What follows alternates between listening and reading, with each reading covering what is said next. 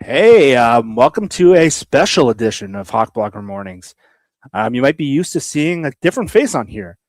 And yeah, it would be typically you'd see Brian. Brian is away on a golf trip and he's with his buddies. So I'm sure you saw by now. Brian had a chance to get away for a week. So he asked me to kind of step in and host the show. And I had to say yes to this opportunity. So I know it's a little different than what you're used to. It's a little later in the day. Brian usually goes a bit earlier, but yeah. So you're going to get me today. We have a fun show planned and a lot of things to talk about. And we're going to get fired up. And this is going to be a positive show. We're going to have some good stuff. But again, I can't go a day and not be irked by something I saw on Twitter. So we're going to get fired up together. We're going to get pumped up. We'll see all the super chats. We'll see all the things. But again, excited to see you all here.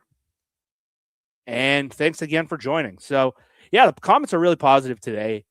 Really, it's been a crazy run. Like, free agency's over. I already saw a comment of someone pissed off about kind of what we did. We can talk about that, whether that went well.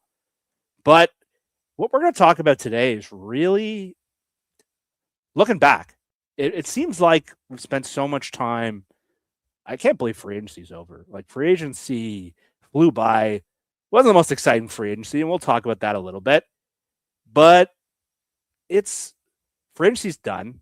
We're 5 weeks away from the draft now, which is crazy. 5 Thursdays from now is the draft. 32nd pick, not the most fun year. And it feels like the Super Bowl was 5 weeks away. And so when Brian asked me if I want to do the show today, my first thought was maybe we'll do a draft show. We'll go do a mock draft together. We'll look at all the recent mock drafts. That was my initial idea. But then I was like, you know what? We spent so much time moving forward.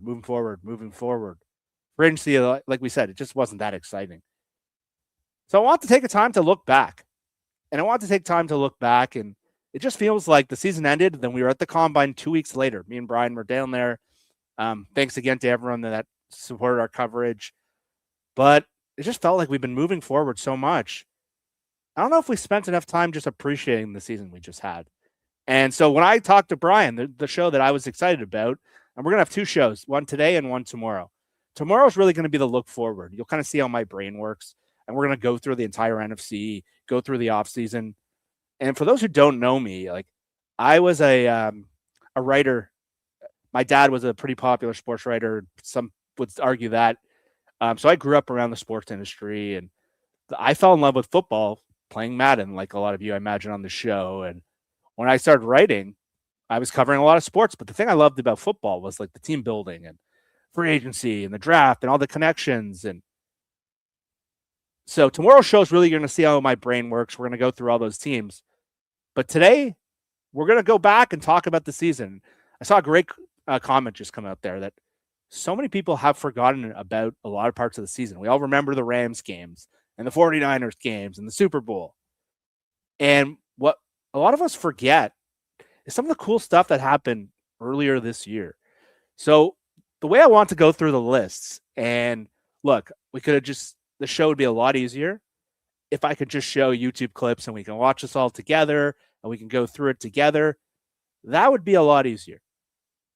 But because of that, I don't want to get Brian in sponsorship trouble, not sponsorship trouble, YouTube infringement trouble. We're going to have to come up with a creative way to do this. And I'll be honest, I was on Google Gemini last night. I was trying to build all these cool slides for you, have a nice PowerPoint presentation. Brian is the OG at the graphics department. Brady Henderson shouted him out the other day. I built a few of them, but I was having some trouble because when I was trying to build one, they kept putting trying to do one on Ken Walker, and they kept showing this like picture of number 24 on the Seahawks. So they haven't quite figured it out. So Steve Rabel calls that would have been a pretty creative way. Damn, I should have thought. So what I actually did was I polled a few people I talked to pretty regularly on the DMs, and we're going to go through it. And I don't know how big basketball fans you are, but March Madness kicked off a little earlier this morning. There's a game going on right now. And so I want to kind of tie these together. So what we're going to do in a little bit is we're going to go through my favorite plays of the year, and we'll go in the comments. We're going to hear it, and we'll go 16-1. We're not going to have like a matchup thing, but we'll rank. And so I spent some time last night ranking some moments, and we'll get into that in a little bit. But before we get started on the positive side, I got to admit I was pretty fired up by something I just saw this morning.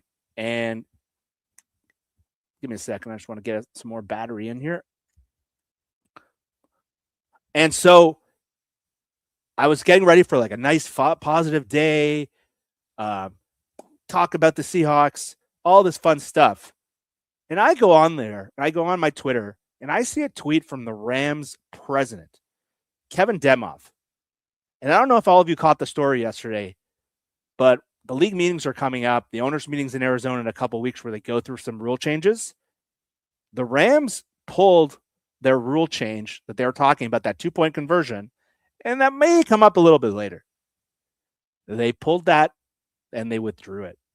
And so I had a good laugh when I saw that, because one of the things I had heard in the combine, and a lot of the Rams people weren't even at the combine, one thing I had heard was that there was no way that 2-point change was going to pass. And I had heard that some people were laughing at it. And so you hear that's gossip. You don't know if people are just having fun with us. We had a guy who I listened to come over to our booth with Brian and tell us the Rams are not the most popular team down here. They're pretty arrogant, and they don't send a lot of people to the combine. And let's be honest, they're a very good organization. Their personnel is excellent. They make great offseason decisions. They've already had a pretty good free agency. But I think we all could agree they don't take losing particularly well. And when they lost that game to Seattle in Week 16, I think it'll ruin their season, because I think instead of addressing their problem, special teams, the corner issues, they end up losing to Atlanta the next game, and then they end up playing a pretty bad game against Carolina in the playoffs, pretty bad against Arizona in Week 18. They should have lost to Chicago. They played their best game in the NFC Championship, and they still lost. And they're still freaking whining. So let me read this tweet to you for a second. Kevin Demoff was responding to Mark Maskey, who had confirmed that they are no longer going forward with the rule. Kevin Demoff, who's the president of the team, wrote, "Withdrawn but not forgotten. In today's NFL, you can pick up a ball after a play is whistled incomplete, turn around with it, and walk backwards towards midfield, and 4 minutes later, count for it for 2 points." Oh my God. Get over it. If you spent all of the energy that you've spent crying about this rule, and you spent that energy on special teams, maybe you would have freaking won the Super Bowl. Maybe you wouldn't have lost that game. The fact that they're still whining about it, and McVay, like the way McVay handled the post-game NFC Championship with the fortuitous bounce that DeMarcus Lawrence actually read right. The fact that they are still crying about this 2-point conversion. The tears, give me all the tears. And so, like, what a perfect way to tee up our show of the positive season we had, the Super Bowl year, and the Rams are still whining. So I want all of us to just take a lap at their expense. If you want to dunk on some Rams fans today, go ahead and do it. I had the Twitter cop, and I'm sure Brian's going to see this, but I already tweeted out to Kevin Demoff. I'm not going to lie. But the fact that they're still crying about that play, and they withdrew it, the fact that the league doesn't agree with them, it's so embarrassing. And so we were kind of talking in our Twitter chat about some Rams fans, and one of our guys from our show, Josh Cashman, who you guys all know, Cable Thanos, does those amazing videos. He came up with an incredible name that he wants to called the Whams, for the Wham Wham. So if anyone has a good nickname for the Rams and the crying, let's come up with it together. Let's put it in the chat. Let's come up with it. It's embarrassing. It's satisfying. It's hilarious. Yeah, great message. Just get over it. You still would have been only up 2 points. You still gave up the Shahid touchdown. You still couldn't stop them in overtime, and you're still crying about that one moment. It's some of the worst loser energy, and we'll talk about this in a little bit. Have you guys seen the Jared Verse clip? Not the one this week where he talked about the O-lineman. He was on, I think it was the show with Ryan Clark and some of the older guys they have, Channing Crowder. I think it's called The Pivot. And Jared Verse was like, when they hit that one deep ball over our head, we didn't know what to do, and we panicked. You got to be honest. You got to wonder how much of that comes from McVay and the crying they were doing. And really, they did not know how to recover. They lost to Atlanta, a team that Seattle smoked the week after that Week 16 game, because they were still in their tears. So, yeah, I respect the people that are going to say that Demoff tweet was hilarious, was satisfying, was hilarious. The LA Whams, I see it's a SoCry Stadium. That's a hilarious one. We got to keep coming up with this because I think honestly the Rams are embarrassing themselves. And look, they've had a great offseason so far. They've made some really good moves. Some people think they've lapped Seattle, but to still pull this out of there and still see that they're butthurt from this, I hope all of us have a good time with that because I think, frankly, it's embarrassing. And so, look, I don't want to spend too much time on the Rams. They're not worthy of our show today. We stole their trophy. We beat them. We got to have the season of a lot of our lifetimes. And people on the show helped send me to the Super Bowl. So this is a special season for a lot of us. I haven't had a chance to personally thank a lot of all the people who helped with that GoFundMe that Brian did to send me and help send Rob to the Super Bowl. But again, the comments in here are amazing. So Cry Stadium. That is fucking hilarious. And so, look, I think the beef between the Seahawks and the Rams is real. I heard some stuff down in Indianapolis that makes me think so.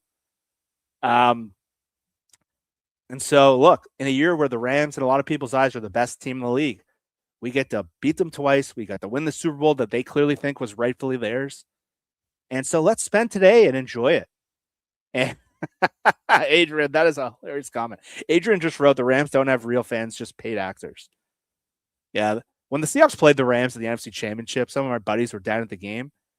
And, you know, when like the Packers come or even the 49ers come, that stadium, the city gets full.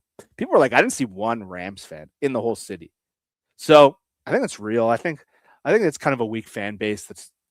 They're not. I think the whole fan base kind of takes on McVay's personality. I don't think they're used to losing, and a lot of them started following in 2017 when the Rams got good with McVay. I don't even see a lot of Rams I remember from the Jeff Fisher era, all those 7 and 9 years, and I don't remember a lot of Rams fans talking about Steve Spagnuolo years or things where they were pretty irrelevant. Mike Martz, they were kind of irrelevant, and so. Oh my God, there's some good ones, man. But yeah, keep coming up with these nicknames. The names in the chat, if you see me laughing, it's probably because of that. Like some of the stuff in here is hilarious. So keep it up. So again, what we want to do today and what we're going to do today's show, tomorrow's show, we're going to be looking forward. Today, I want to look back. Again, it was such a special year. And it was crazy just going from the Super Bowl to the Combine in like 2 weeks. And then free agency happens and free agency's cleared out. So again, the way I wish I had like cool graphics and I spent some time on Gemini trying to build like a nice slide deck and they just couldn't get a couple things right. I'm gonna have to learn from the OG Brian on how he masters with his graphics department. But again, I said this earlier, they kept putting like a Ken Walker graphic as number 24. And so it was weird. And so look, I'm used to being the analyst on the show. And it's kind of fun today to be the host and we're going to go through this together. So the way I'm going to do it, and we can't show highlights for YouTube restrictions. I don't want to get Brian in trouble. I don't want to ruin his channel. Don't want to get him a fine. Is we're just going to go through it. And look, I was watching March Madness a little this morning. There's some games on right now. So I'm not going to have like a bracket per se as in terms of like we're going to have one versus the other. Maybe we can do that another time. But we're going to go 16-1 up to the bottom. I pulled some people. I talked to some people. I'm really curious to see what you guys did in the comments. And so my criteria for this is I'm not going to do it on like things that happen off the field. And things that happen off the field would be like the we did not care moment. Like that was obviously something that'll go down in Seattle lore forever. But I want to keep it with things that happen on the field, moments that might have happened in the game. But like we did not care is obviously such a special moment. Literally the copy of Brian's book. This is unbelievable. Everyone get a copy of this. But we did not care. I'm not going to talk about that. That would easily be in the top 3. I want to keep it on the field. Other things I didn't include in this that obviously incredible moments from the year. The Ernest Jones press conference after the Rams game. Like a lot of people suggested that to me as a special moment, and it really was. And honestly, like if you've been around sports or you've followed sports, that was honestly one of the best moments of leadership I've ever seen in my life. And I'm not just saying that, well, let's say at number 1, they literally didn't lose a game after that. But look, think of the LOB teams, and there was a game in Arizona where it was a 6-all tie, where the offense did nothing. Russell didn't play well, and those defensive guys were ready to kill Russell in the offense, and those guys put their bodies on the line. And there was real tension. Obviously, we've all seen it now. But think about that, and let's compare it to even early games they lost in the 2012 season when Russell started. There was a lot of people who probably wanted to go to Matt Flynn, and let's compare this to Darnold, who had just had the worst game of his season. And Ernest gets up there, and again, it's such a like the leadership in that moment to do that, just awesome. So again, we do not care. Get your copies on Amazon. Brian is a freaking New York Times bestseller. And the Ernest Jones moment, those are amazing. I think those go without saying. I don't think we need to include those in today's show. I think it was just so special. But just talking to a lot of people and kind of polling them, there was a lot of buzz about the early part of the season. There was so much cool stuff that happened in the second half. But a lot of people forget like all the cool stuff. So at first I'm like, maybe I'll do my top 16 plays. And that was in a moment I thought about. Yeah, I would have loved to get lots of pictures. If I didn't have a day job, I would have spent a lot more time kind of putting together some visuals and cool stuff. And we'll do that another time. This is where Brian can really help. But so again, I want to rank it 16-1. And we'll talk about our favorite plays from the game. And I have a pretty photographic memory, so we'll get pretty good on that. And we'll talk about the context of all that. And so again, so we're not including the we did not care, so don't yell at me for that. We're not including the Ernest Jones moment. Those two, they almost go without saying. Like, I want to stick with on-field moments. It's not best plays. Yeah, welcome everyone in who's late. We're doing our favorite moments. We're having some fun. We got some great nicknames on the Rams. And yeah, Brian will be back next week. I'm hosting tomorrow as well. We're going to be going through the NFC, and we're going to be doing more of my analysis. And so, okay. So I'm excited to see the chat on this. If you guys disagree with any of my rankings, if you agree, if there's anything I missed, feel free to yell at me. Feel free to call me out. And we're going to go through this together. And so, again, we're going to start with number 16. And when we were doing our postseason recap prediction show, and we were going through one of our favorite moments of the year, one of my favorite games, and this is why it's kind of weird this is 16, was the New Orleans game. And as much as that was a bad New Orleans team with Spencer Rattler, they got way better once Tyler Shuck came in. That was a team expected to be last place. But I remember going into that game, we all remember the Giants game from last year. And there was a bad Giants team, and the Seahawks took them lightly. And they had one of their worst performances in the Mike Macdonald era, and one of the most discouraging games of the Mike Macdonald era. And so there was a lot of negativity from the fans, even coming out of that Pittsburgh game. And I remember, I think it was Brian who was like, the vibes are really low in the stadium going in. Like, just feels like kind of a boring matchup. And that game was like the moment where you realize this team was different. They beat the crap out of them. But my moment in that game and my favorite play, and it's going to be number 16 on this list because, and again, this is one of my favorite games of the year. 16 on this list, the Torrey Horton punt return that led to the special teams domination. And so this was just a masterclass. And I don't know how well you all remember the Jets game last year where they had the worst bout. They cut both their returners in that game. They fumbled. They almost blew that game. It was the most frustrating game. Then they had a stupid goal line sequence. So early in the year to see the sequence that, again, because of that Jets game last year and other moments, a lot of people wanted Jay Harbaugh fired. And I think they had a weak moment in preseason as well. We were wondering, like, is he the weak link? And this Torrey Horton punt return kind of just changed the vibe of the season on special teams. It kind of just showed these guys are different. And just watching that highlight back last night, I remember getting jumped off my seat. And the coolest moment of that play wasn't just Torrey Horton running into the open field. A guy we signed this week, Chaz Surratt.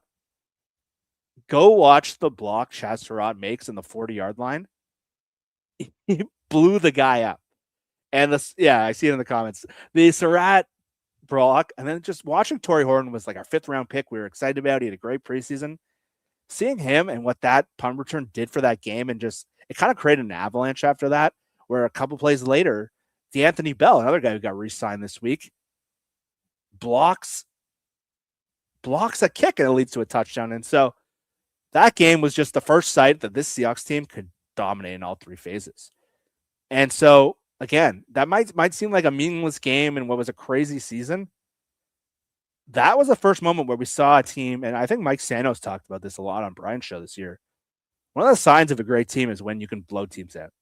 And you think of the Pete Carroll era and all the times we just had played down to competition. And the fact that we were just sitting there at a game stress-free at halftime, and like it became the Pete Carroll joke. And Brian once wore a bag on his head when there was a game against Colt McCoy, right?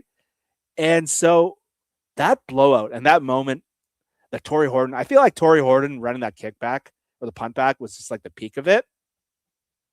That to me was a number 16 moment. And again, it's crazy that that's so low on the list because I love that game. I think that set the table for a lot that happened this year. So if you guys like that game, if you have moments from that game, let's talk about that.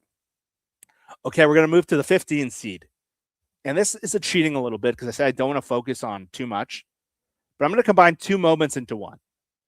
And I think a huge moment of the whole season was the emergence of JSN as a deep ball receiver. And so we saw what happened with JSN last year in that Rams game where he jumped into it. And he had that game where he got 300 yards and it was crazy. But there was two moments. It was in the Jags game and in the Titans game where JSN got down the field and had these massive touchdowns. And I think I just put the stamp on his offensive player of the year. So in the Jacksonville game, they were struggling on offense early. They were not moving the ball well. Jacksonville had just traded for a corner that week, Greg Newsome, who just got a contract from the Giants. And they went after him. And he had a deep ball. And he burned him. It was like an 8. And if you watch that play, when I was watching that play back, it was like an perfect throw from Darnold. And I was at the Tennessee game this year. And again, kind of a slog on offense. We'll talk about that in a little bit. But when JSN, it was a 3rd and long, JSN burned the guy deep, but the safety caught him. And JSN used incredible ball skills to track the ball in the air. I think his quote after the game was that just a lot of people were not able to have the kind of skills he has going through it. And people get scared when the ball's in the air. And those two deep shots, I think I had to tie them together. It was cheating a little bit, but I think it was just emblematic of JSN's transition to one of the things that really pissed me off last year is when we signed Cooper Kupp, like the fantasy community was like, why are the Seahawks signing 2 slot receivers? Like, that's not going to work. And I was like, remembering that Rams game where JSN was just getting open and open and open down the field. And I thought those 2 catches just signified who he was. And there were so many questions like DK Metcalf's gone. Do they have downfield speed? Do they have downfield weapons? Seeing him do that to 2 teams, in not consecutive weeks, I think it was like 7 weeks apart. But I think it was just such a special, both those plays were so special. And the Seahawks had not hit a lot of those deep passes with him in the first couple of years. Shane Waldron was using this guy as like a Rondale Moore. Sorry to bring up that name, but I used to compare them a lot. Rondale, rest in peace. He just passed away. But they were using him. Those 2 touchdowns were so cool. So that was my number 15 moment. I haven't been on a lot of the first round shows over the years with the draft. I've had other conflicts. Last year I had a baby. I was able to do the day 2 of the draft. I've been able to do day 3 a couple of years. But I wish you guys had a video of my reaction when they drafted JSN. Even Brian brought it up. If you see the clip, if you ever want to go back, when Brian and Nathan were celebrating that pick, the first thing comes out of Brian's mouth was Jeff Simmons would be so happy right now. I wanted JSN to be drafted to us so badly. And I let out a crazy visceral scream. And the one-handers, we may talk about that a little bit later, but I loved JSN in the draft. Like, I thought he was the perfect balance with Lockett and Metcalf. I'll be honest, I never thought he'd get to this ceiling. And he's hit like the Justin Jefferson ceiling already. And I thought he was just like the perfect complement to what they had. I loved his game. I loved his mentality. I loved his skill set because they didn't have a middle of the field guy. My God, he's taken on levels that I didn't even think were possible. So shout out to JSN. I thought that would be my number 15 moment. Okay, let's move on. Number 14. I saw someone mention the Vikings game earlier in this chat. And that was kind of a struggle. If you remember, that was right after the stretch where they played They played Tennessee. They played that bad Rams game. The offense was starting to slog. Brian Flores beat up on the offense pretty good. Like, they had Sam Darnold's number with those blitzes. They did things to him that, frankly, no one else in the league were able to do. And a lot of people forget how tough that first half was. We're looking like 3-0 at halftime or 6-0. And they're in a fourth down in the red zone. And Max Brosmer, who probably had no business playing, DeMarcus Lawrence just makes such an unbelievable play off the snap, and he gets into the backfield, and he's grabbing his arm like perfectly. And Brosmer makes this stupid play that, like, I've never seen, and just hucks the ball up and lands right in Ernest Jones' hand. So my number 14 is the Ernest Jones pick six in the Minnesota game. And so a lot of people forget how tough that first half was. And it was at the point where people were really starting to question the validity of the Seahawks offense, and they were struggling against a team that was kind of mid last year. And yeah, I think we learned that no one else could replicate what Brian Flores did. I remember the Patriots even talking about it in the Super Bowl week, like, we're going to do what Brian Flores did. There's only one Brian Flores, guys. And so in that game where they're fighting and they're battling, and they have that moment where Ernest Jones just picks the ball off and goes all the way. Like, Ernest Jones had a ton of interceptions this year that were cool going back to that. But honestly, as much as the Ernest Jones play was amazing, that play just seemed like it took the defense to, like, but watch DeMarcus Lawrence. I love what DeMarcus Lawrence did on that play. He gets into the backfield like a man possessed. And not only does he hunt down the quarterback and make him run this way, he's constantly grabbing his arm and just hucking him down. And so, like, it's one of the best. Like, they didn't take a penalty there. It didn't hit him in the head. Like, as much as the Jones play was awesome and just, like, felt like set the table for, like, the next little stretch run of defense, my God, when I was going through these plays, DeMarcus Lawrence did like 5 or 6 things that made me just like, I've been saying it a lot. I wish we talked it. Like, that was one of the great free agent signings of the last 10 years, not just Seahawks wise, league wide. The season he had with the energy and the heady plays, and coming from that interview he did on Brian's show. And look, people were booing the offense that game. Yeah. And Hyman's just said it. Like, to take that moment where they're fourth down in scoring range, we might be looking at a 3-3 game or a 6-3 game. And to just flip that game open with that play. And if you're a fan, and you were probably a little more relieved than jacked up at that moment, but that was such a cool moment in that game. They were wearing their amazing throwback jerseys. And if you're a Seahawks fan and you're not in love with Ernest Jones, I got to ask for your fan card back. But that moment, still, the fact that there's 13 better moments than that play just shows how special the season was. But again, kind of a meaningless game in the grand scheme of things, given the Vikings were playing like a fifth-string quarterback. But seeing any pick six is awesome, especially for a team that's driven by defense.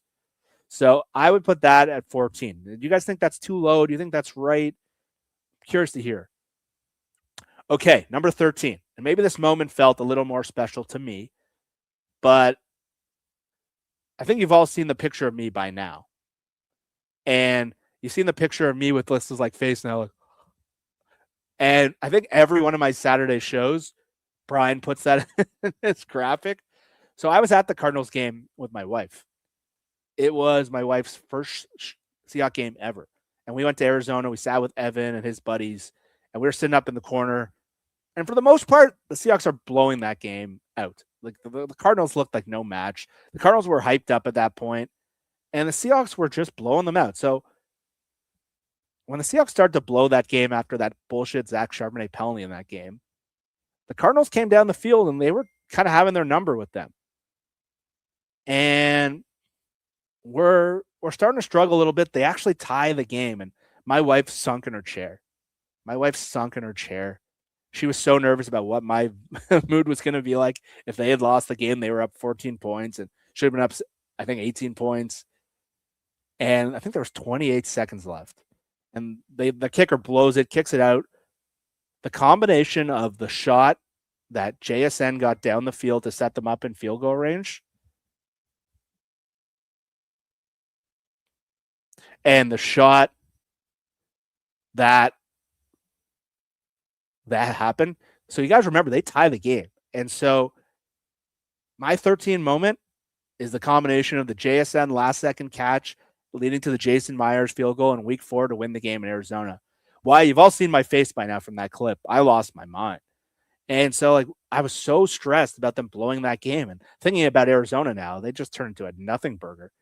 But that should not have been close. The Seahawks were blowing that game out. And then they called that Zach Charbonnet penalty, the fake hold on. But that was the moment where Jason Myers brought out the smelling salts. And look, Jason Myers had a great year. I thought a lot about that Jason Myers kick in the Colts game. But that game kind of sucked. Let's be real. Like, the Phillip Rivers stuff was cool, but like, did anyone really enjoy that Colts game that much? I really did.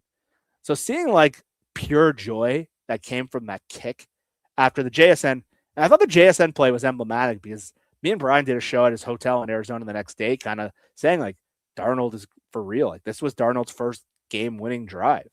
This was a play with 24 seconds left where they got into field goal range and they got the kick.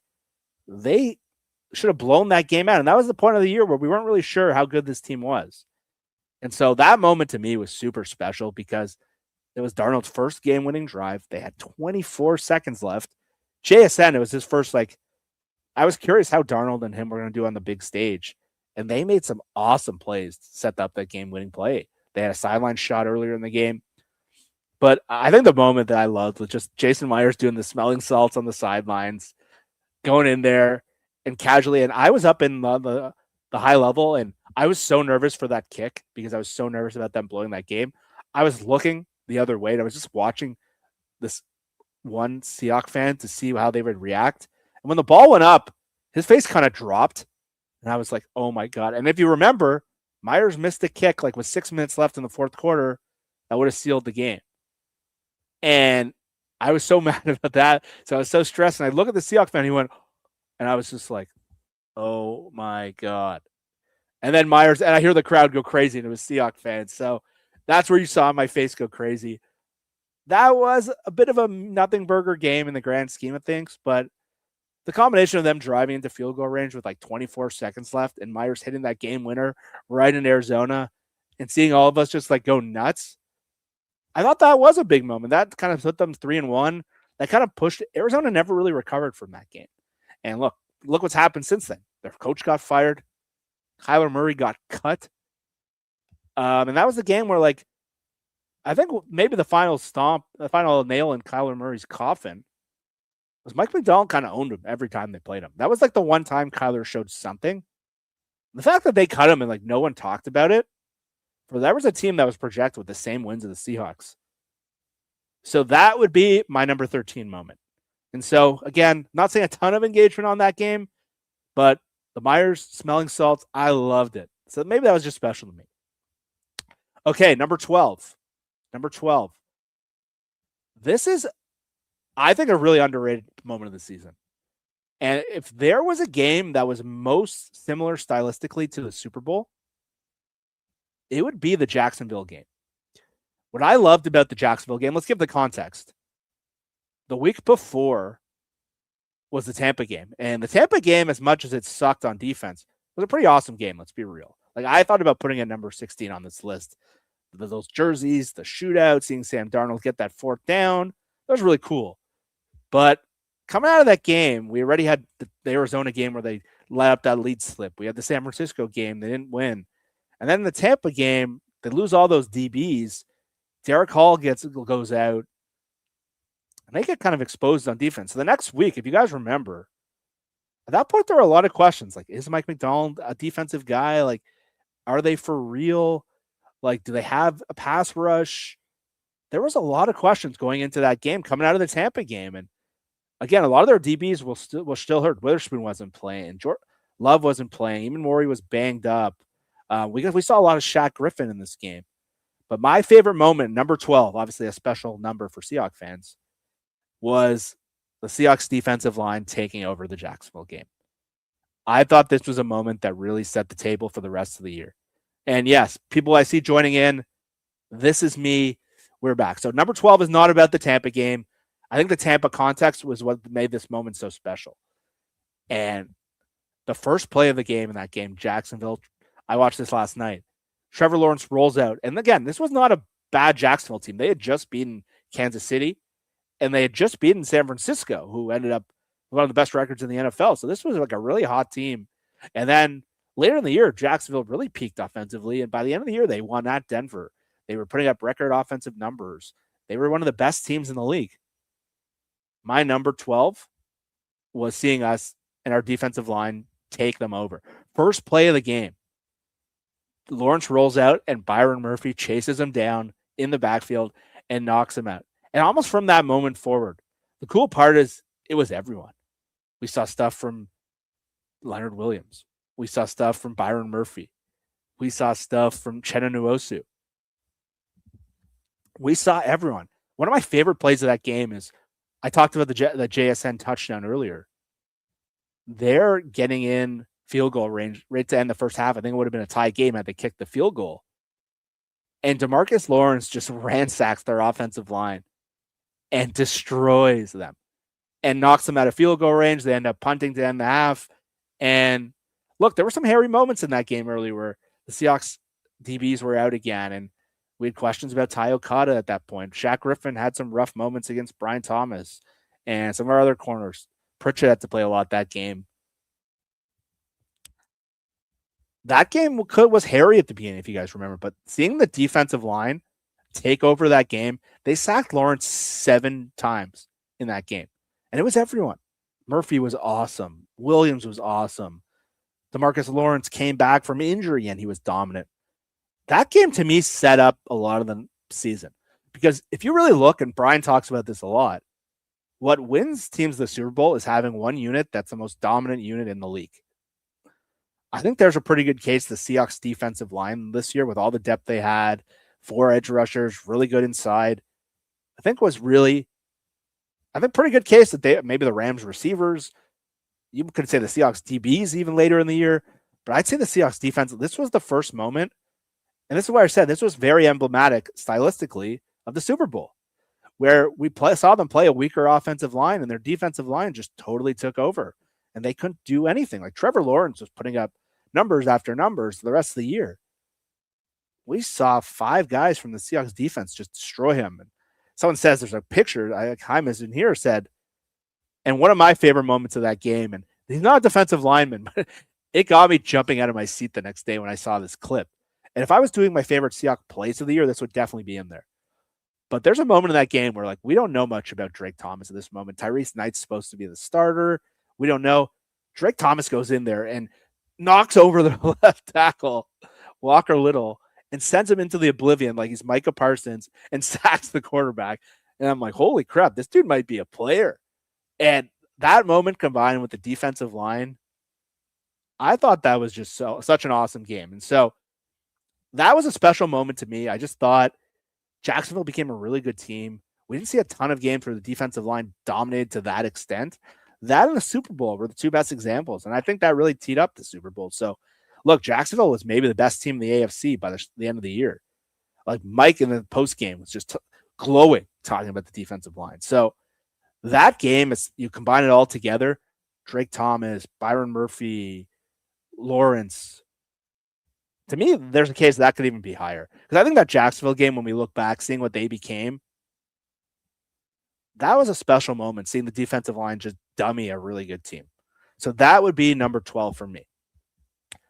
Looking back, my number 11, maybe I could have flipped these. But someone mentioned earlier, one of the crazier things that happened all year, and we might never see this again, was the DeMarcus Lawrence double TD game in Arizona. And maybe you can make a case I flipped these. But just watching the unlikelihood of one of those touchdowns where I was just talking about Drake Thomas. This was a game where Tyrese Knight was playing a lot. And Tyrese Knight was a backup linebacker on this team. The fact that Tyrese Knight forced both touchdowns with the same blitz and knocked the ball out of there. And that was a game where, like, it just felt like the Seahawks were up like 28-0, like by the time I turned on the TV.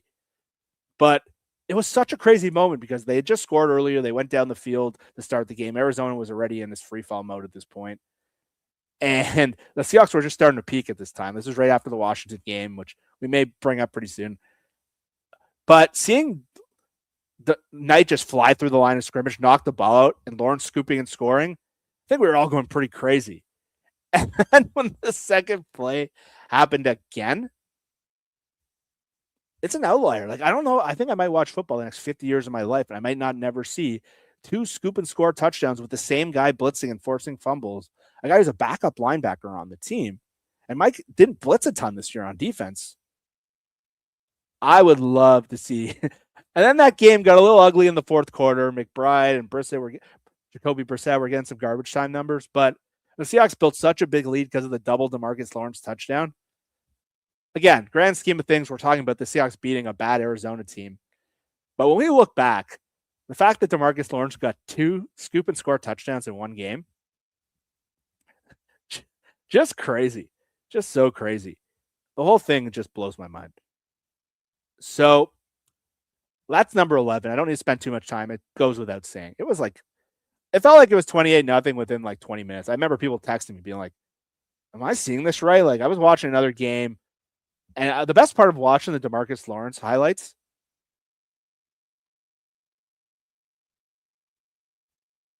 is just hearing Kevin Harlan on the call. So I would love to show them and we can watch this together. Yeah, Dax is a name. You're dead on. But like a double TD is so rare. Seeing a defensive lineman score 2 touchdowns in one game and a guy who's not like a 34-year-old defensive lineman, we may never see that again in our lifetimes watching Seahawks football. Like, I hadn't seen anything like that really since that Jadeveon Clowney game. And again, shout out to Tyrese Knight. Like, the fact that the backup linebacker forced 2 touchdowns in one game, but the fact that like Lawrence at his age was just so smooth scooping and scoring, that's my number 11 moment. So people are excited by that one. Just so surreal. Let's go number 10. I referenced this a little bit earlier. The first half against the Commanders in Washington. So that was a Sunday night football game. That was a moment where a lot of people wondered about a letdown. Like, the Washington was pretty banged up. The Seahawks had won a bunch of games coming out of there. People were wondering. And we talked about the New Orleans game being an avalanche of 3 phases working together. There was a pretty big difference between playing Jaden Daniels and Dan Quinn versus that New Orleans team. And the reason this is my number 10 moment, that was perfection. It was the perfect half of football they played all year. And it was really the ceiling of what this team can do, and everything clicked. And when I look back, I forgot about this. Sam Darnold was 16 of 16 for 4 touchdowns in the first half. And the whole thing just worked together where Darnold was moving the pocket. He was getting third downs. That was the moment where like the whole national media was like, is Darnold an MVP candidate? He was 16 of 16 for 4 touchdowns. And kind of seeing Darnold and kind of the peaks and valleys of his year, I think a lot of people forget that moment in Washington. They were up 31-7 in that half, and it was all kinds of incredible stuff. It was the Cody White touchdown, which was, if we were doing coolest plays of the year, that would be on there. It was some of the throws to JSN. It was the throw to Elijah Arroyo in the flat right after they forced a fumble on the kickoff. It just felt like the whole team was, and I don't think as much as this was Sam Darnold's moment, he literally went perfect with 4 touchdowns. He literally had like the perfect rating. He was cooking. Maybe the coolest play in that whole half was Ty Okada's interception at the sideline. And I don't know how well you remember that. So I combined this number 10 moment, the first half in Washington. And so you just saw so much stuff happen. Darnold was just destroying them. Elijah Arroyo had his first career touchdown. Okada, who again, I was very hard on Ty Okada in that Tampa game. He made a lot of big mistakes, and I was pretty hard on him. And just seeing Chris Collinsworth talk about the Seahawks, and yes, in the second half, Trap Cat is right. Jane Daniels did get injured. They left him in for too long. But that's why I labeled this as the first half. To see Okada, who a guy, again, I was very hard on him. He did not look like an NFL player at moments early in the year. And this was kind of the stamp. It's like, dude, I can play. And the catch he made in that game. And then in the second half, this is kind of not on the list, but maybe the single individual most insane play of that game was Nicky Minori blew up a tackle with one arm and knocked a guy into the backfield and then absolutely destroyed Deebo Samuel with one hand. Like, if I was doing favorite plays, like that Nicky Minori moment was unbelievable. But again, if you have time, go watch that Okada play, go watch that all, and we'll go through this together.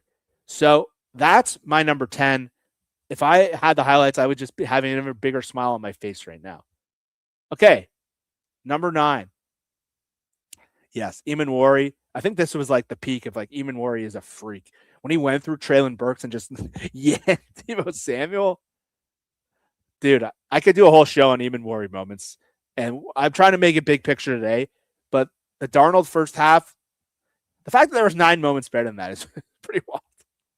So let's keep going. Like, I hope you can see. I hope you're all having fun here. My brain's cooking. Number 9, the Rashid Shahid kick return in Atlanta.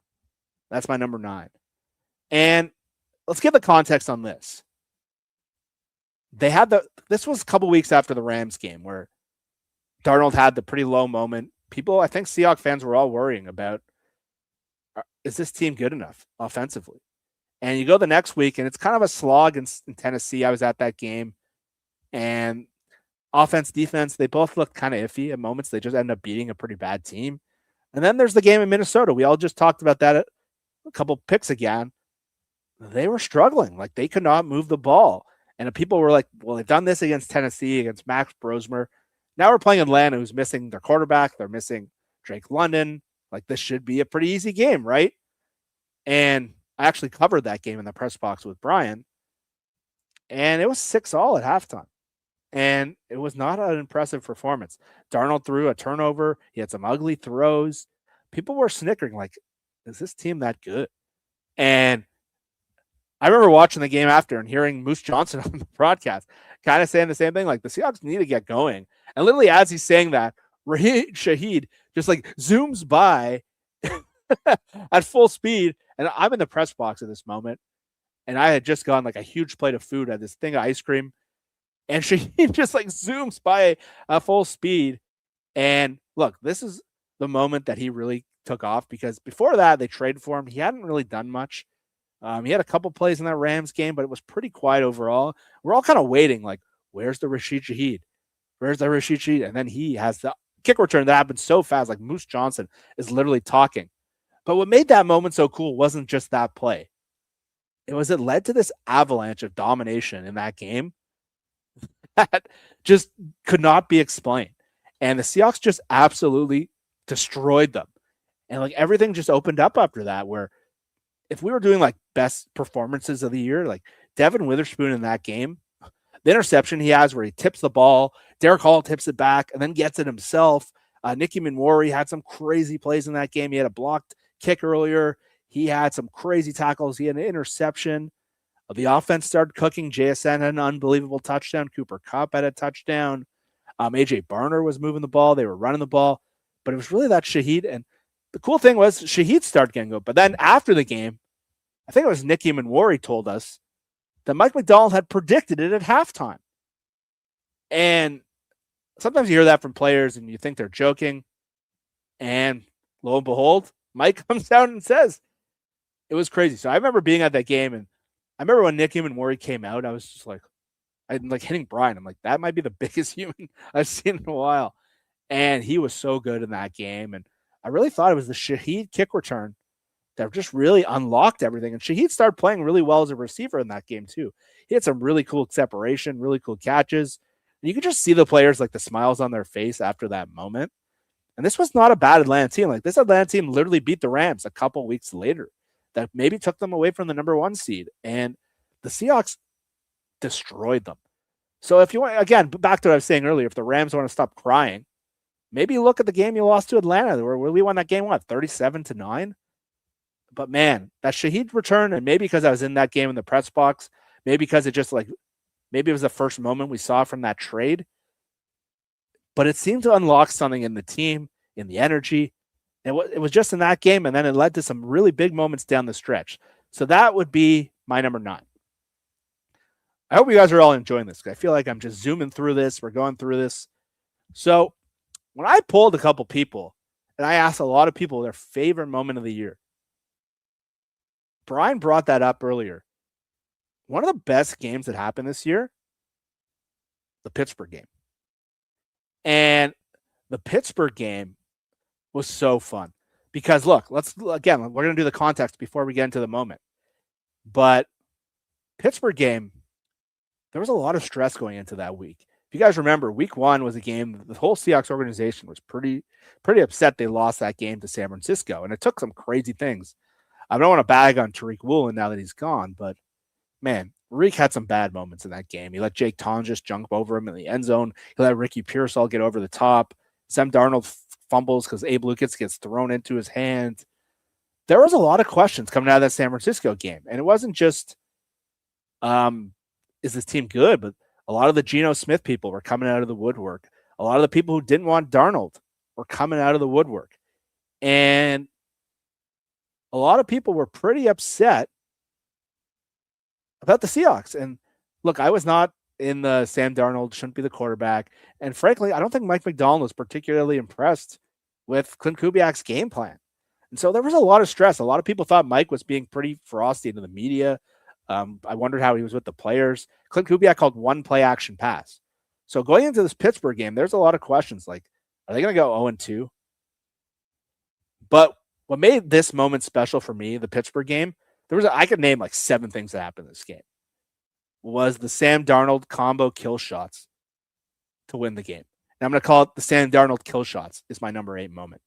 And so the Seahawks have the lead in that game. Like they screwed up a little bit earlier. They made the game a little hairier than it needed to be. Devin Kendrick gets a pick in the end zone. The George Halani play. But the moment that did it for me, again, because of all the haters on Darnold coming out of the woodwork after week 1. This guy sucks. They're holding him back because he doesn't know how to play. It's 3rd and long in that game, and they're up 7 points. They're trying to seal the game. And I think it was Patrick Queen gone into the backfield, and Darnold rolls out to his left and flips the ball over their heads and finds A.J. Barner in the flat. And that was a huge 3rd down. And it just showed like Darnold can be clutch.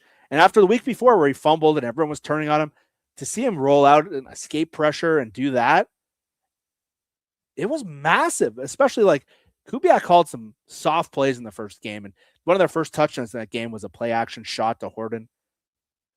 What made that game so cool and made this moment so cool was a lot of teams would have just ran the ball after this. And a lot of teams would have just tried to eat clock and burn clock. And Clint Kubiak, to his credit after that week 1, this guy showed some balls here.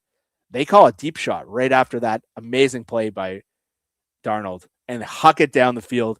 And JSN burns Jalen Ramsey. And they take the shot play and this kill shot. They get JSN. He beats him over the top. And they win the game. And they could have just kicked a field goal and won. And they still had that 3rd and long run with Ken Walker to win the game. But that kill shot, Darnold escaping pressure, Darnold getting out wide and missing it, that was my number 8 moment. Because there's just so much cool stuff that happened in that Pittsburgh game. The Torrey Horton touchdown off play action. The Kendrick interception, the Holani play. But man, that game, if you look back, like that was a huge moment. Like if they go 0-2 there, who knows what that season? They won pretty comfortably. And that kind of set up the Saints game where they dominated and they started to get some confidence.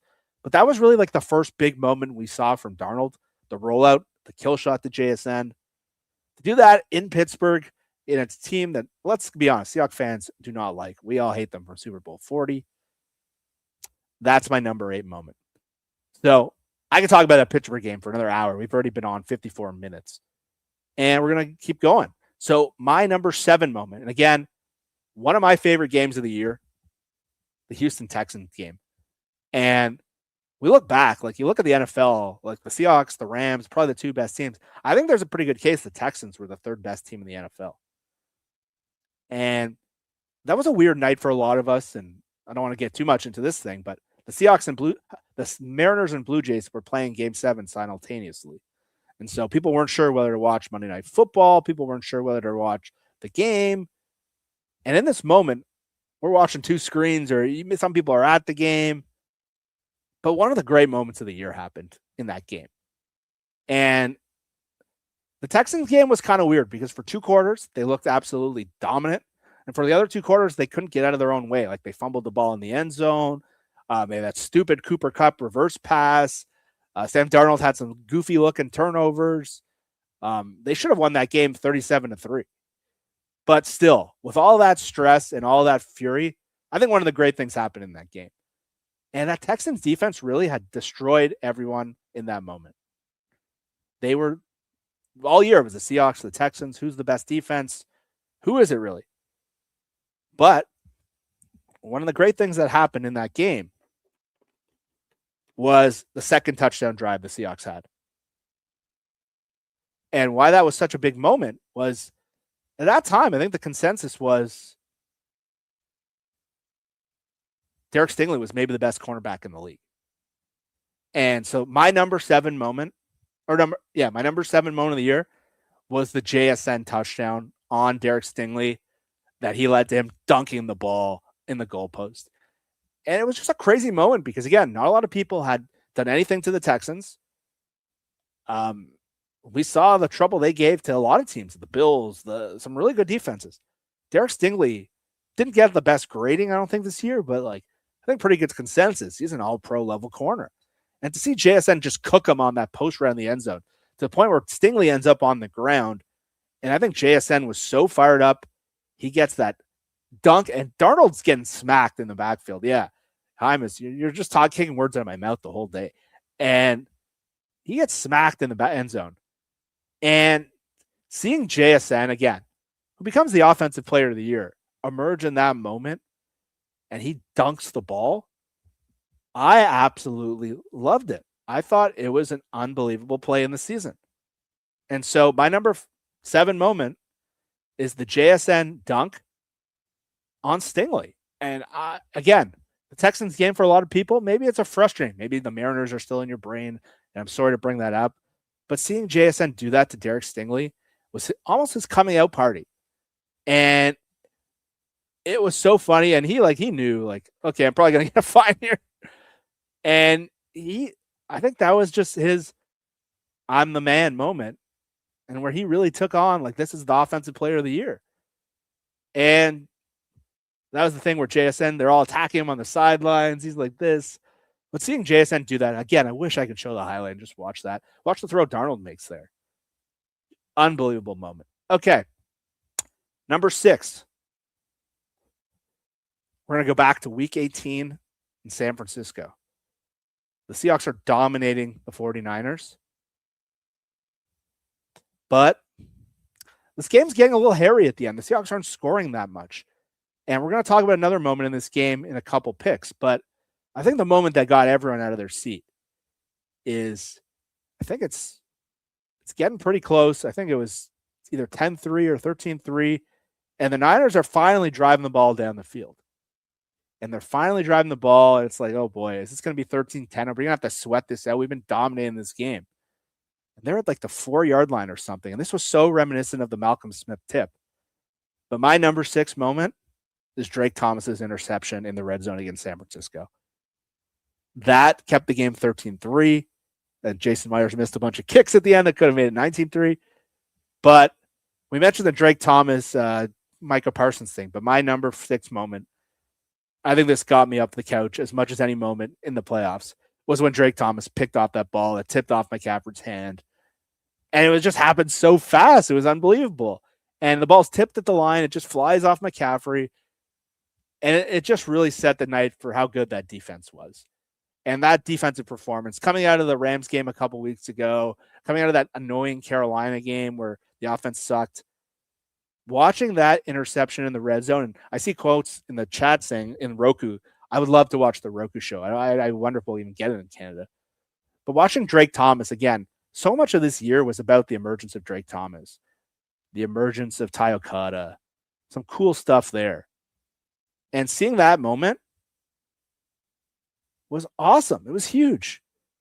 And so I'm just so fired up from watching that again. And again, that was a game where the Seahawks should have won 24-0, 24-3. And it became pretty hairy because Myers missed some kicks and seeing all that stuff and watching Eamon Warrior in that game. But I think a lot of us, week 18, winning the division in San Francisco, stealing the number 1 seed from them, the moment that really sealed it was the Drake Thomas interception. So I will never forget that moment. It's going to stick with me the rest of my life. And really, it just says so much about the season and so much about what meant the world to them. Okay, so this is a great super chat. I'm going to show it. Okay, so that was really cool. Dr. Cluck says his favorite moment was seeing Imanwari tackle Kittle in the backfield in primetime. Awesome. And if we're just doing favorite plays, that would be a great pick. One of the sneaky Imanwari moments was in the Houston game when Imanwari is covering zone defense at that moment, and Nico Collins is running a crossing route.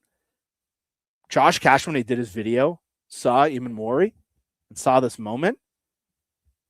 Watching Imanwari go into the backfield and break up a pass in zone with like a diving block was just so unbelievable. So Dr. Cluck, 68, thanks for the super chat. That is an awesome call. Okay, let's move this along. Okay, so we've already been on for an hour. This is pretty unbelievable. But I'm just going to make sure I didn't miss anything. Okay, number 5. And again, this is crazy. This is only number 5 because this is just such a big moment. My number 5 moment of the season. Okay, hold on. I'm getting a call. I'm going to have to. Sorry. I turned down the call. So, number 5 moment. Sam Darnold putting the team on his back in the NFC Championship. And again, we were talking about the Rams earlier. It's still, to me, so crazy. The Seahawks beat how good this Rams team was. And they beat them with an insane performance from Stafford, from Puka, from McVay. I thought about picking the fourth quarter breakup by Witherspoon in the end zone. But as special as that play was, and again, if this was best plays, that would be on there. We could have done the whole thing on the fortuitous bust, whatever it's called, and shout out my boy DeMarcus Lawrence and shout out McVay for crying again. But I still think the moment of that NFC Championship is Sam Darnold putting the team on his back. And again, the defense didn't play particularly well in this game. And Sam Darnold was unbelievable. And Sam Darnold had 4 touchdowns. And really, it all started, and I heard Jared Verse talk about this the other day. I think like the big moment in that game was the first Seahawks drive where Darnold goes over the top and hits a deep shot to Shahid. That just felt like a meaningful moment. Why? Because it showed that Darnold was here to play.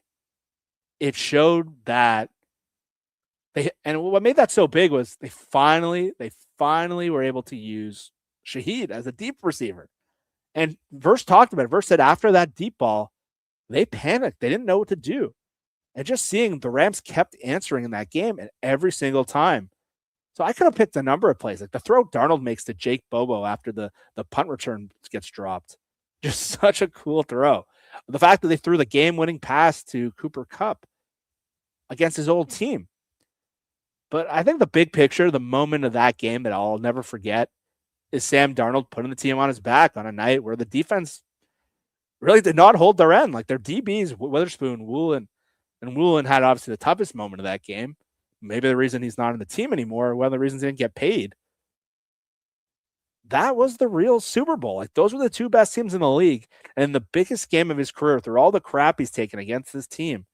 Having Sam Darnold in that moment put the team on his back and throw 4 touchdowns, the JSN run right before the half, the throws he makes throughout that game, the Shahid throw, maybe it was 3 touchdowns. I think it was 3 touchdowns if I'm correct.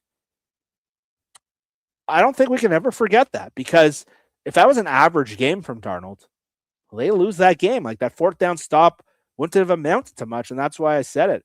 Darnold had some key throws too to seal the game where Clint Kubiak, another time he shows his balls. He throws all those moments.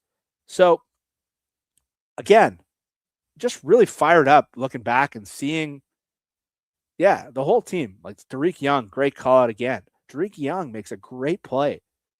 But still, I think the one thing I'll always remember is not the fortuitous bust. It's seeing Sam Darnold lift that trophy, the fact that he had earned that, and the fact that this was the team that had haunted him. This was the team that haunted him. They had the playoff game the year before, the regular season game the year before, the first regular season, this game. To see Sam Darnold come out and just abuse that secondary from the first drive. That's why I'll never forget that deep ball to Shahid up the right sideline. I think when we look back at this year, and who knows what Sam Darnold becomes, he didn't have particularly the best game in the Super Bowl, but he had a professional game in the other two San Francisco games. But no one deserved that moment more than Sam Darnold. And the fact that he did that on the biggest stage, I think there's a case that could have been the number one moment of the year. Because they don't win the Super Bowl. And all the crap, all the people that hated the Sam Darnold move, even really smart people. And if you want to look back, go see Josh Cashman's video and see how people were talking about Darnold. We've all seen the Mina Kimes tweet by now. I'm not taking shots at Mina. We love Mina.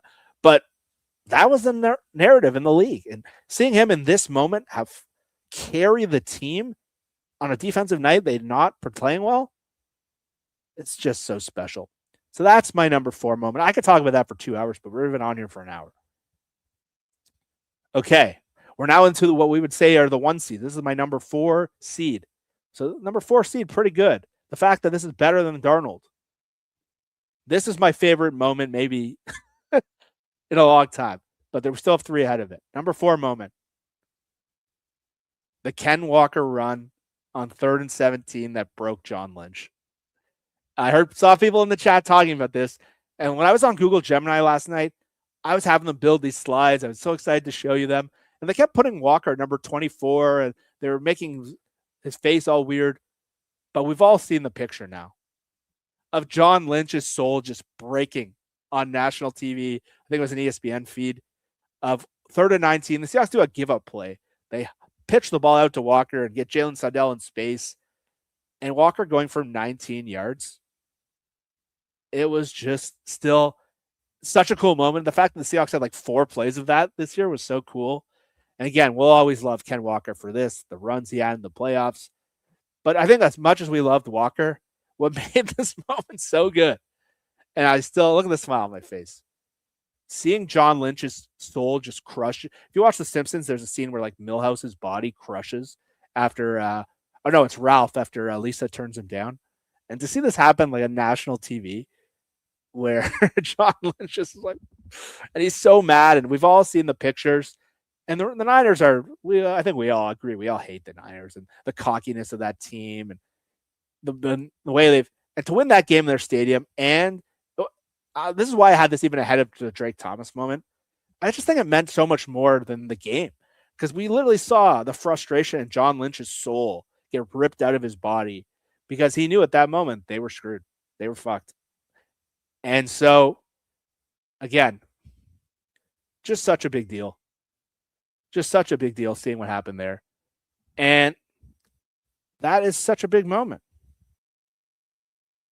And so I had so many fun on Google Gemini trying to put together a stream, trying to build this up, because I just love that John Lynch's face.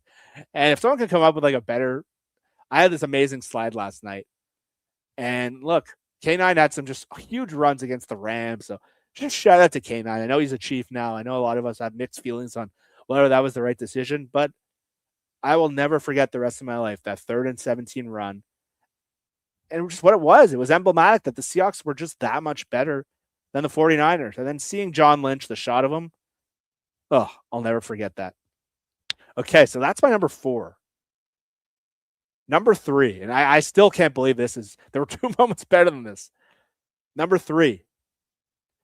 I don't know about you guys. We just talked about the Niners. We were clearly a better team than them. But the most stressed I was at any point this year, some people were that for week 1 game, was the days leading up to the San Francisco playoff game. And I remember Brian, how we had a couple shows that week, and Brian's like, you don't seem like yourself. Like, are you sleeping all right? I talked to Rob Staten. He had gone through some of the same moments as me. Going into that San Francisco playoff game, I was like a pit of nerves I've never been. I'm a pretty calm guy usually. And it wasn't just that I was scared of the Niners. It was the idea that we had this team that I knew was this good. And the idea of us potentially like wasting a Super Bowl run was terrifying to me. And and this is where I'm a little too online. This is where the Twitter cop side comes out. But like, I was so worried about like having to see Niners fans or David Lombardi or Grant Cohen and just having them dunk on us. I didn't know if I would ever be able to use social media again. And I was so stressed that week. Like, I couldn't eat lunch that day. Like, I was pacing around my house. I was so worried and just like, it's so natural. And then the Sam Darnold injury stuff comes out. And like, Adam Schefter's being a bit of a drama queen. And we don't know if Darnold's going to play. And Drew Lock is doing warm-ups. And Darnold, they're like, he didn't take a snap, which Luke Wilson actually did hilarious stuff on Canada TV about how dumb it was that Schefter put that out. But that's beside the point. So my number 3 moment, and I think was just, it set the table for so much, was the opening kickoff in the San Francisco game in the playoffs by Rashid Shaheed. And we talked about Shahid's return earlier in Atlanta when that did. But with all the nerves I know coming from me and all the stress about the Seahawks, Shahid's kick return on the first freaking play of the game, in the first playoff game back in Seattle with the fans. I wasn't at that game. For those who were, that must have been the most insane moment. But seeing that kick return and what that did, and just it unlocked a part of me that I didn't know was there. Like, the joy that I had jumping up and down watching that was so big. Like, it's so crazy that started the playoff run, and that just led to a moment where the Seahawks just absolutely ravaged the 49ers, 42-6. But again, I think the thing I'll never forget about that game is that return. It set the moment back. And it just like, it set the tone for the whole game. Like, Leonard Williams has that 4th down stop where Gray Zabel gives him the pass rush tip, and Ken Walker's 3 touchdowns, and all the cool crap that happened. AJ Barner in that game. That Shaheed return, I know we could even talk about the Rams game. Like, that didn't even make our list. It was so cool. Everyone must have been going absolutely berserk. That was where you knew like the Seahawks team was different. I remember putting out a tweet like after the Super Bowl and putting out, just watching that highlight again with Doug Baldwin raising the flag and the energy in the stadium, their first playoff game and hosting it in years. It's just, that's where we knew like we got these guys. And the Niners just collapsed. And we did a Saturday. They're still blaming injuries. They're trying to say that guys are not even on the team.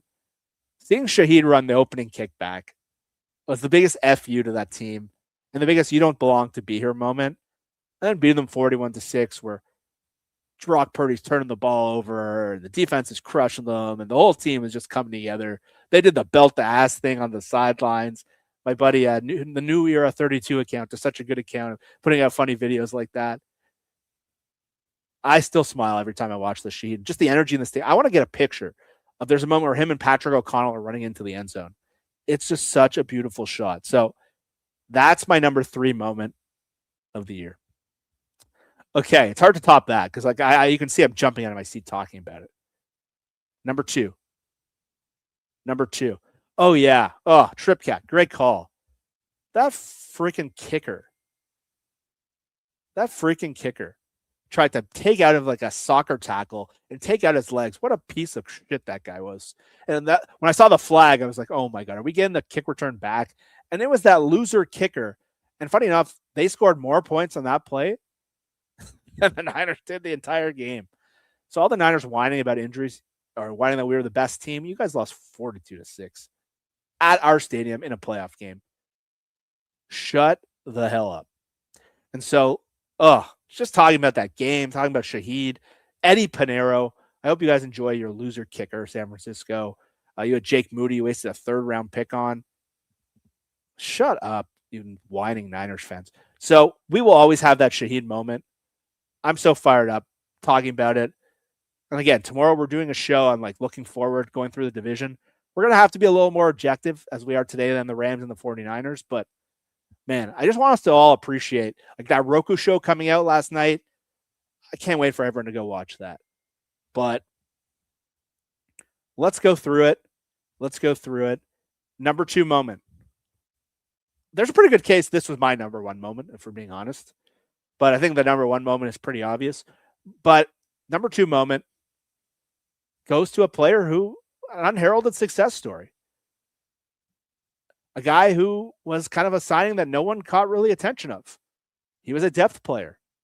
My number 2 moment of the season was Eric Saubert's 2-point conversion to win the Rams game. I think of all the moments of the year, the moment that sent me into the most visceral, insane reaction off my couch, and if you're at that game, I'm so jealous, was the 2-point conversion with Saubert. And again, let's go through the context of that moment. That was an up and down roller coaster of emotions throughout that whole game. Like, the Seahawks are score early, they score coming out of half. They're playing back and forth with the Rams. The Rams are the team that we're not sure if Darnold can beat. And Darnold's kind of blowing it in that game. He turns the ball over early in the third. They get back to like the 5-yard line. They score a touchdown. They're driving to make it close, and Darnold throws a horrible interception to, I think it was Kobe Turner, who's a defensive tackle. The defense is collapsing. Puka Nacua is running all over them. It just feels like, if you had seen some of the group text threads I was in during that game, and we look back at them, we would look like morons. But I think we all went through this where we're wondering, like, is Darnold just like not good enough? Is Darnold just not the guy? Like, what is the season even worth if Darnold can't play? And like, I had threads that were saying, like, can we even bring Darnold back next year? And we're all going through these emotions. Brian thought me and Josh Cashman and Evan were so negative, he had to stop talking to us. And so we're at this point, and then the Shahid thing, obviously, I could have made a case that should be the moment because that's what really unlocked this. But even through all of that and all the Charbonnet thing, and we started the show talking about the Rams and the baby, and we don't need to go back there. Kevin Demoff and McVay, you guys can go cry while we have a Super Bowl title. And hopefully we get another one in their stadium next year. But throughout all that and all the crap and the 2-point conversion, the fact that I don't even have the 2-point conversion on my list. And look, like, I'll be honest, like, I was in that moment, like, is Darnold just a placeholder? Like, we're worried. So all that happens. They go to overtime, and Puka Nacua scores a touchdown. And the Rams and Seahawks coaches are literally fighting in the elevator. Like, but after all that, the Seahawks score a touchdown to get within 1 point. And I'm sitting there like, are they going to go for 2 here? Like, they got to go for 2. Like, well, their defense is getting killed. And let me be honest. I'll be completely transparent. I didn't think they were going to get it. Like, we saw what happened on that Charbonnet 2-point conversion. Like, it looked goofy. And I'll be honest, going into that play, I remember saying, I was sitting watching with my dad in Florida, and I was like, they're not going to get this. They're going to lose. Like, all the hope we had was just going to crush. I didn't know where we were going to be left off. If like, come all the way back and lose that game, like, how do you live with that? I was just like, my mentality was, we're screwed. And so they could drop back for the 2-point conversion. And he's looking around the field, and he hits freaking Eric Saubert wide open in the middle of the end zone. I lost it. Like, the Super Bowl, the NFC Championship, there was no more visceral response in that moment than me jumping off my couch. And I screamed. I woke up my mom. We were in Florida. I think this was maybe the number 1 moment of the year because it was just so unlikely, because this was Darnold's moment that I can do this. And adding to that moment that Darnold can do this, if you ever want to look back, 2 plays before, maybe the best play of the season, go watch Darnold's throw to Cooper Kupp. Like, when I was polling people, so many people brought this up to me, and I even put it out the day after this game. And what I said was, go watch that. Cooper Kupp literally liked it. That was a pretty cool moment. But watch the throw that Darnold makes on the sideline. This is like, I can do this moment. And Darnold going through his 4th progression and finding Eric Saubert wide open, who literally chipped Jared Verse to start the play. That was so special. The fact that they won that game with throwing to your 4th tight end. I'm like, the Rams can cry all they want. They couldn't cover Eric Saubert. But everyone's talking about this. I've mentioned this a lot. Josh Jones holding up against Jared Verse. Such an underrated moment in that play. And like, they just signed Josh Jones back. I can't believe the price they got him at. But number 2 moment, Josh Jones. No, it's not Josh Jones. It's Eric Saubert. But I think it just meant so much for Darnold. The fact that Darnold saying, I can do this. And we talked about this with the number 5. Darnold going to win the NFC Championship. Let's go. And it was just so big. And The fact that Darnold did that, went that 2-point conversion where, I'll be honest, I didn't think he was.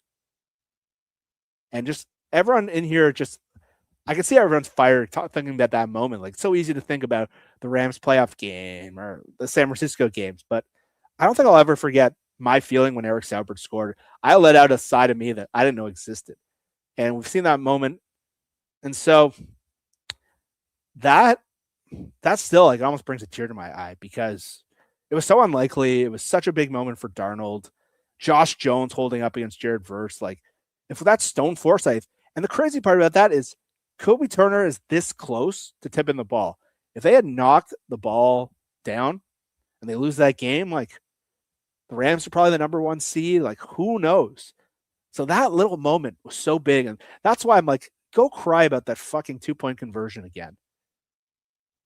We literally had that moment. And like, I can't imagine what it's like at the stadium, seeing AJ Barner like crawl into the crowd, go crazy.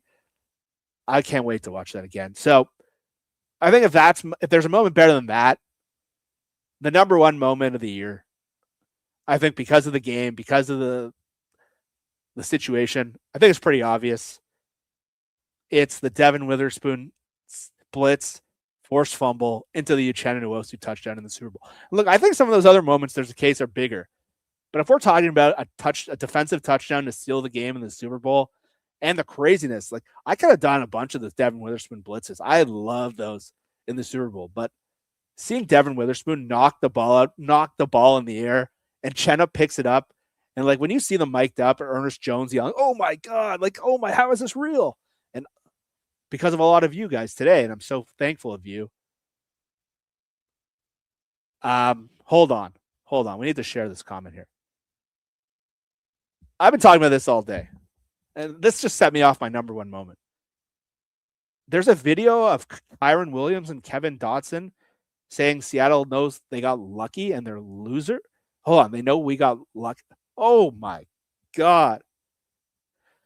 Oh, this team is the biggest bunch of babies I've ever seen. So keep giving me names. The Whams. Jesus. I need to stop showing this. This sets me off so much. There's such an attitude about this team, and this is why they lost. You couldn't cover Eric Saubert. You couldn't get a pass rush on Josh Jones. You guys, everyone send a Rams fan they know a picture of a Seahawks holding a Super Bowl. And so it was a podcast. Like, I don't know why. Like, if the Seahawks lost to the Rams, you think they would have been like, they're lucky? Ugh, I'm so mad. That makes me so mad. And that just took away from me talking about my number 1 moment of the season. I'm glad you shared that, but number 1 moment of the season for me, again, I hope all Rams fans get to watch this show, have to sit through this, think of all the great moments we had. Well, okay, they want to isolate the 2-point conversion. How about the fact you lost to Carolina, who we destroyed? How about the fact you lost to Atlanta, who we beat 37-9? If you want to be the number 1 seed, maybe you should have beat those NFC South teams. And the Seahawks, we talked about the Jacksonville game earlier, though. I'm not going to waste time on the Rams. They can go watch the Roku video of the Seahawks. But like, the moment where Witherspoon just blows up, like Witherspoon from like the first blitz he had in the game, you could just see something was going to be good. David Pankey, you're dead on. Like, spending all this energy that they got screwed when they didn't fix their special teams problem, or they had to spend a first-round pick to fix their secondary. Just go away. It's embarrassing. Like, I honestly think the fact that the president of the team, Kevin Demoff, whose dad was like the famous agent, the fact that Sean McVay, whose grandfather was like one of the OGs of the league, the whole thing's running through the team. So I think this is going to have, you can just make, it's so embarrassing. So again, let's focus on the positive. That's why we're here. We've been on for almost an hour and a half. We're going to end the number 1 moment of the year is the Super Bowl. And not just it was the Uchenna Nwosu, seeing him run down the sideline into open field, the year where they didn't know if he was going to play this year. They were trying to sign Von Miller in the offseason because the hedge against him, they had to give him but Devin Witherspoon in the Super Bowl, to me, should have been the MVP. He was the best player in the field. And seeing him blitz, knock the ball up, and Uchenna just catching it and running.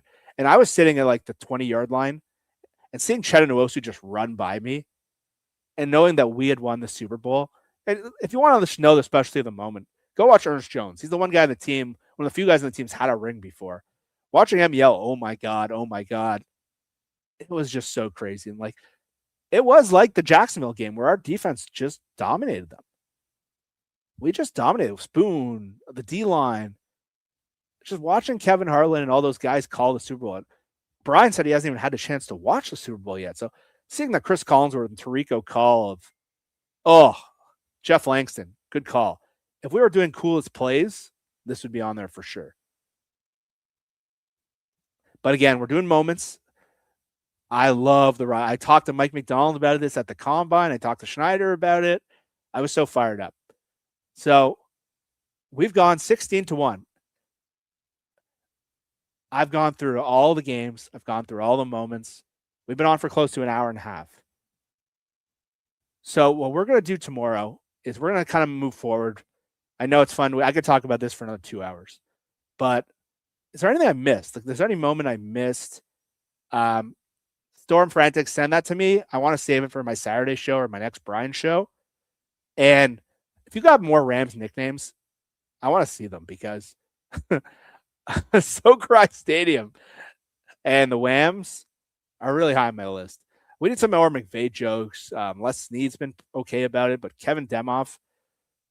So we'll go through it. I'll publish my list in a bracket format so you can see it. Tomorrow, what we're going to do is kind of see my analyst brain. And we're going to go through the teams, talk about the moves they made, talk about the connections, the draft picks, like the teams I see ascending, the teams I see descending. I got some hot takes coming, and it's not manufactured. There's some teams getting some hype that I think are super overrated. And one of them, the last year that I had was Washington, and they took a big step back. Sean McCry, not bad. Mr. Hilson comes up with Sean McCry. But yeah, I hope this was fun for everyone because I feel like my adrenaline's pumping. There's like March Madness going on. Duke is down by a ton of points right now. It'd be great if they lost to a 16 seed. Probably not going to happen. But yeah, I'm just fired up talking about this. The Roku thing coming out is going to be fun to watch. But I hope as we move forward to the draft in 5 weeks, and that was initially my plan today, talk about the draft. But I said, screw that. Like, we're 32nd pick. Like, we should all need to still take time to appreciate the Super Bowl. And Chen Uosi's moment, Riley Mills' moment. But even if you think of, we talked about like some of the off-field stuff. You know, one of the great moments was of the season, and even it wasn't a game. The moment we got Gray Zabel in the draft. And Evan Hill on our draft stream had like such an amazing reaction. But one thing I want to shout out before I sign off here is it's still so unbelievable that we got Gray Zabel with that pick. What that did is, like in baseball, when you get like the right 3-hitter and it pushes everyone down the lineup, the fact that we got Gray Zabel at that pick, like ending like a 10-year stretch of futility, and seeing Evan Hill and Brian and Dana screaming, I still think that's such a big moment of the year. Then the fact that we got Nicky Manwari. And one thing when I'm on these shows with too many people, sometimes I'm trying to be a little modest. Sometimes I'm being quiet. Like, I'm probably showing a lot more energy tonight. Like, I need to have more energy when we traded up for Nicky Manwari, and more energy but if I was on the show, and I'm hoping to be on this year, like the Gray Zabel moment was just freaking awesome. Like Jared Verse the other day was talking about how the Seahawks offensive line tried to like attack him. And I think Gray Zabel is just the face of that group now. And John Schneider getting him, ending that streak. I just think it was such a special moment that set up the whole season. And so I would love to talk more about Zabel and Emanwari and Mills and all the cool stuff the rookie class did. Maybe we'll do that later in the summer. But just, yeah, go through those highlights. Go through those moments. Get pictures. Go watch videos. We may never see. This is a team that was supposed to win 7 games. But look, the fact that we got Gray Zabel and Nicky Manwari in one draft, those guys got Pro Bowl votes. I think that was as big as a moment as anything that happened. Well, not anything that happened, but as much as happened on the field. So I've had a ton of fun doing this. I hope you've enjoyed this. I feel like I've been talking for an hour and a half. Before we get going, we're going to show some super chats. Joseph Charles with a nice super chat. I didn't even have this one on the list. I think that's because we lost this game, but yeah, there's probably a case I should have had that moment. Seeing Darnold escape pressure, find Horton, and if they won that game, like that would have been pretty high on the list. And again, even though we lost, I said earlier, Tampa Bay, crazy moment. Oh man, AJ Barner. Like, I feel like we've missed AJ. We talked another cool one here. And James, thank you for the super chat. Another cool moment was AJ Barner stealing the Jaguars game with that deep shot. But yeah, if we were doing best plays, I love the call Kubiak made in that Rams game, that flag route.